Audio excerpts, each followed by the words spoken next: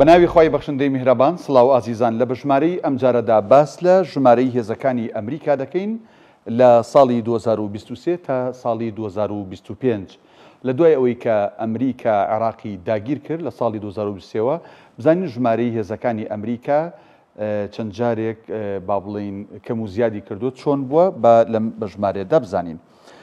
تاوان دێنە سەر دوو بەش لە 2023 تا 25 ئەیکن بە دوو بەشەوە 23 تا 2011 بەم شێوازە بووە. لە ساڵی 2023 130,000 سەربازی ئەمریکی لە ناو عێراقا بوون. لە ساڵی 2007 ئەم ژمارە بەرز بووە بۆ 170,000 ئەمە بەهۆی شەڕی تائیفی لە نێوان سوننە و شیعە ئەو بارگرژەی کە لە شارەکانی با بڵین نێوان سوننە و شیعەکان ڕوویدا بەو هۆیەوە هێزەکانی ئەمریکا ژمارەیان زیادی کرد بۆ 170,000 کە ساڵی 2008 دابەزیەوە بۆ 151,000 ساڵی 2010 تاوان پێشەوەی بێنە سەر ساڵی 2010 لە کۆتاییەکانی ساڵی 2008 حکوومەتی عێراق ڕێکەوتنێکی لەگەڵ ئەمریکیەکان کرد کە لە کۆتایی ساڵی 2011 بکشێنەوە ئەوە بوو وردە وردە قۆناغ ژمارەیەکەم بۆ لە ساڵی 2010 بوو بە 50,000 سەرباز و لە کۆتایی 2011 هێزەکانی ئەمریکا هێزە شەڕکەرەکانی کشایەوە چەند ڕاوێژکارێک و چەند سەربازێکی زۆر کەمی مایەوە لە عێراق ئەمە تا ساڵی 2011 قۆناغی دووەم لە دوای ساڵی 2014ەوەیە کە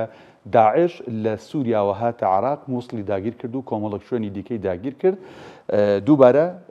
ئەمریکا و هاوپەیمانان هاتنەوە عێراق 2014 ژمارەی هێزەکانی ئەمریکا 5,000 سەرباز بوو هاوپەیمانان 2,500 سەرباز بوو 2020 بەرز بۆ 5,200 سەرباز لە 21 دابەزی بۆ 3,000 سەرباز لە 2025 2024 و 25 کەمتر بۆتەوە بۆ 2,500 سەرباز بێگومان دێنە سەر ئەوەی کە حکوومەتی عێراق و هاوپەیمانان یا بڵین ئەمریکا ڕێکەوتنێکیان کرد لەسەر کشانەوەی هێزەکانی ئەمریکا چۆن بووە ئەم ڕێکەوتنە 2024 کرا بۆ کشانەوەی هێزەکانی ئەمریکا لە ناوەڕاست و خواروی عێراق تا کۆتایی ئەیلولی 2025 دەبێت بکشێنەوە تا کۆتایی ئەم مانگینۆیە دەبێت هێزەکانی با بڵین ئەمریکا هێزە شەڕکەرەکانی ئەمریکا لە ناوەڕاست و باشووری عێراق بکشێنەوە ئەی لە هەرێمی کوردستان کەی بکشێنەوە بەپێی ئەو ڕێکەوتنەی کراوە دەبێت تا کۆتایی ساڵی 2026 لە هەرێمیش بکشێنەوە واتە لە کۆتایی ساڵی 2026 ئەگەر هیچ ئەگەرێکی کە ڕوونەیات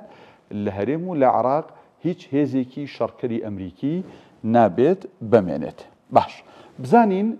خەرجی جەنگی ئەمریکا لە عێراق هەر لە ساڵی 2023 تا کۆتایی ساڵی 2024 چەنە بووە بێگومان 2 تریلیۆن و 900 ملیار دۆلار بووە نزیکی 3 تریلیۆن دۆلار ئەمە خەرجی ئەو جەنگە بووە کە ئەمریکا لە دوای داگیرکردنی عێراقەوە سەرفی کردووە باش بێگومان کۆمەڵێک هاوڵاتی مەدەنیش بەهۆی هاتنی ئەم سوپا و هێزانەوە کوژراون لە عێراق با بزانین چۆنە 2023 تا 2011 زیاتر لە 200,000 هاوڵاتی مەدەنی لە عێراق کوژراونواتە نزیکی ڕوع ملیۆنێک جا چ لە ڕوبەڕووبوونەوە بوو بێت چ لە تەقینەوە و بارگرژیەکانە بوو بێت بەم هۆیەوە 200,000 زیاتر هاوڵاتی عێراقی کوژراون لە 2014 دوای هاتنی داعش تا 2017 لەو سێ ساڵەدا بەپێی ئاماری نەتەوە یەکگرتوەکان زیاتر لە 20,000 هاوڵاتی مەدەنی دیسانەوە لە ڕوبەڕووبوونەوە یان لە تەقینەوە یان لە گرفتە ئەمنیەکان و ئاڵۆزەکانە ئەمانیش کوژراون ئەمی باسمان کرد ژمارەی هێزەکانی ئەمریکا بوو لە دوای داگیرکردنی عێراقەوە لە ساڵی 2023 تا کەی تا ساڵی 2025.